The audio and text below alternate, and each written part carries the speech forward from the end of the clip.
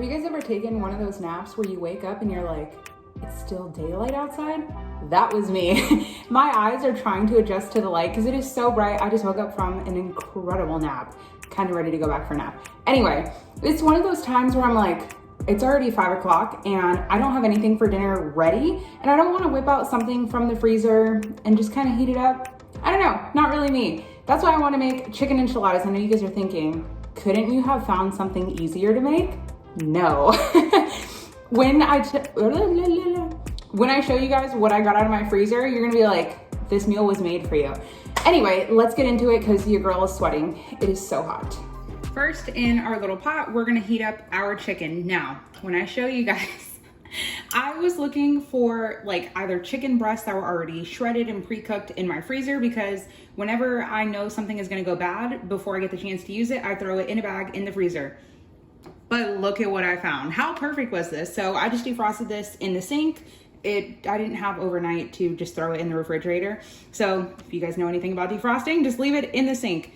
This was so convenient. I'll link the entire video that I made this chicken. It was another just super easy recipe. And I feel like also in the video, I probably mentioned that that was another day where I just didn't really feel like cooking. And yeah, actually now that I remember it, that's exactly what I said. And here's part 2 of that.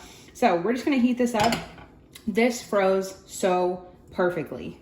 So we're just gonna let this heat up. Obviously it's already fully cooked, so we're just waiting for it to get slightly warm because the enchiladas have to go in the oven. So they're gonna, get warmer in there, but you just wanna have everything roughly at like a room temperature at a minimum. And the cool part about it is that it was already pre-seasoned and everything. You guys always ask me, what do I do whenever I have leftovers and I don't feel like eating the same thing? I use it in something different. So instead of the enchilada bowl that I made with this, now we're gonna make real enchiladas. And it's already seasoned with green enchilada sauce, even though we're gonna do red. Christmas enchiladas, here we come. And just so I don't have to move camera angles, we're just gonna do everything on here. You guys can't see it, but like right there, I have our chicken coming to temperature. What I also found in the freezer, I'm telling you, this video is like meant to be. These are from H-E-B. These are pretty good. They do need like a good bit of seasoning because it's just the beans, lard, and salt.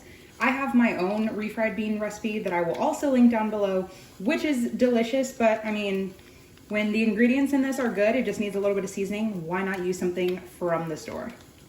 Okay, I definitely said we weren't gonna switch angles, but we are for this. So I'm gonna add a teaspoon of everything. First is gonna be some cumin for some smokiness, and I feel like cumin in any type of Mexican food, I feel like that's the secret ingredient that really brings everything together.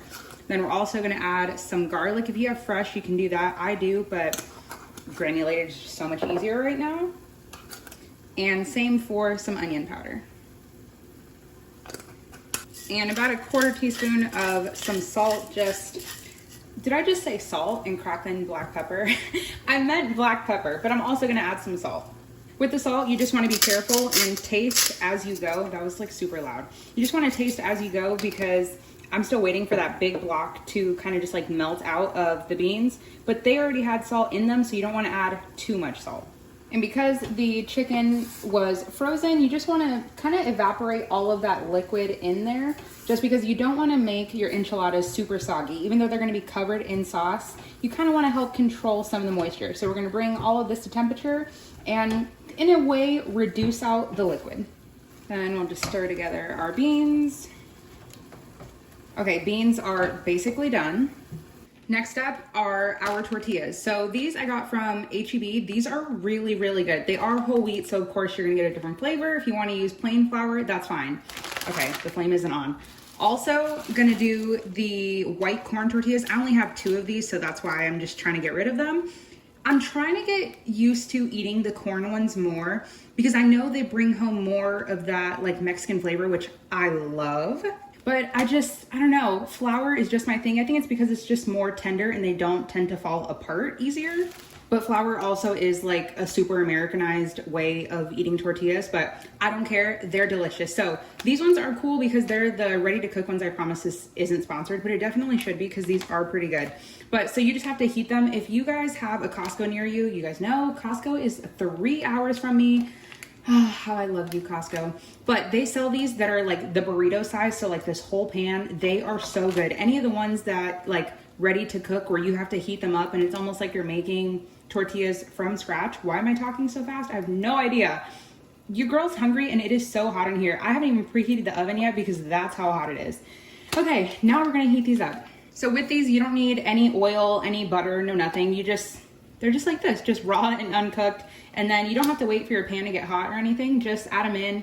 And I like to periodically flip them. I don't do one side and then just the other and call it done. I like to make sure that they get cooked pretty evenly on both sides, but because we are gonna roll these and I'm gonna do, well, at least like 5 or 6 of these ones, you wanna keep them warm, so you don't wanna get them too brown and toasty yet. Also, I know somebody's gonna comment, you need to get rid of that pan. Just another thing on my list. So yes, I also, I have like cook's hands where I'm not gonna say I'm gonna put it in the flame, but you know, why use a spatula? But anyway, if you guys have a favorite nonstick pan, can you guys tell me like down below in the comments what your favorite brand is? Because these are my Rachel Ray ones and they're good. They've lasted me since we got married, but they're just falling apart and they're like chipping, and I know it's unsafe, but I also only really use these for like eggs and tortillas. Okay, so once you start to see, I don't know if on camera it's picking it up as much, the outside of the tortilla is getting kind of browner. So you just want to keep flipping and you're going to start to see all of it just kind of like cohesively cook, and you'll get some bubbles. Becomes so nice and tender. Do not pop the bubbles. I'd say it probably takes like a minute total to cook these. Yeah, give or take. Okay, now we're at a good stage where we're getting those bubbles everywhere. I just went ahead and flipped it and we're still tender. I don't want to get it too crispy, like I said, because we are going to roll these. I want to make sure that they don't break. And if they do, oh well. Ooh, should I be fancy for you guys? Y'all ready for this? Ooh, look at your girl. Okay, I think that's good. Now, the secret to keeping them warm. Okay, before they get too puffy, the secret to keeping them warm and tender, for those of you guys, okay, what a fail, that don't have okay, that was exactly what I was talking about. For those of you guys that don't have a tortilla warmer, let me be smart and turn off the flame. And you guys can't see that. To keep them tender, you're gonna wanna put it in this isn't paper towel, this is a kitchen towel, and just fold it over. If you had a tortilla warmer, which I do, but once again, not trying to do dishes, just keep them warm, and every time you toss one in, just make sure you keep it closed. While our tortillas are cooking and we're waiting for that, I figured I would show you guys how we're gonna do our enchiladas. Of course, a pre-made jar, this is a can, of enchilada sauce, because I, for one, don't make enchilada sauce. I will attempt to make it and hopefully, well, I know it'll be better than this, but I just don't really see myself making it often and eating it often. So what I like to do to, once again, not have to do as many dishes, I like to build them in the pan that I'm gonna bake them in. So of course you also wanna top with enchilada sauce, so you wanna save some of it. But because you have to roll your tortillas in them, you wanna already have like a base of sauce, one to help the stickage for when they bake so everything doesn't get stuck. Baked on tortilla is so hard to get off a pan, you would have to soak it forever. But then you don't need a separate plate to dip your tortillas in. And to our chicken, because there isn't that much in here, and also a little money saving hack or a big family hack where you're trying to make your meat stretch further, add in a can of beans. I'm just using black beans. You can use pinto, kidney, whatever your family likes to eat. Then just add that in. I'm adding 1 whole can. So you're also giving yourself like extra protein here, because health. I know I say that all the time. Also, why am I not using a spoon? I don't know. I'm not gonna add any seasoning to the black beans. You definitely could if you wanted to, but because my enchilada sauce is so flavorful in here and from the can, we already have a lot of flavors going on. So if you wanna hit it with a little S&P, salt and pepper, you definitely could. Okay, this looks pretty good, and we definitely have double the amount of everything that we had before. Okay, now I think we're ready to build. Okay, so this next step is kind of messy. I like to take off any jewelry just so nothing gets caught. Of course, the tortillas that I cooked first are gonna be on the bottom. So we're gonna move that to the top. You want to just dip and then dip that way, and then we're gonna roll. Once again, kind of a messy process. We're gonna take our mixture and just kind of squeeze it out a little bit. Like I said, this definitely is kind of messy, and I'm a total overstuffer when it comes down to this and burritos. But can you guys even see that? Is my hand in the way? We're just gonna tuck everything in and roll, and then move it along to the side. Add in our filling. Guys, I just realized something. Guys, I just forgot the cheese in the first one. Should I unroll it? Okay, this is also not very traditional whatsoever. Just because we have not had sandwiches in a really long time. I have about, I don't know, like 1/4 of a pound of sliced cheese. So this is what we're gonna do. This is like a triple pepper something spicy, but it is going to work. Should I unroll this one? Okay, we're just gonna go for it. But see, this is when I tell you guys, like, this is real cooking right here, where you forget things, not perfect, edit certain things out, or just leave certain things in, because I want you guys to know that, like, this stuff actually happens. I forget ingredients. Okay, yeah, this one's way too overstuffed. Okay, I'm gonna have to take some of this out. Okay, it's a little bit better. This might just end up being enchilada tacos here. Okay, and we'll just keep continuing. Okay, now we have all of these done. As you can see, I have 2 of the corn here and the rest are the whole wheat flour ones. These 2 just don't have sauce because it was getting kind of crowded in here. So if that happens to you guys, just do what I'm about to do and just top with a little bit of sauce. But you also want these to be pretty saucy. These ones are definitely a lot saucier than these. I might even have leftover sauce. I just don't want them to be too wet, and I like to leave the ends so that they get nice and crisp.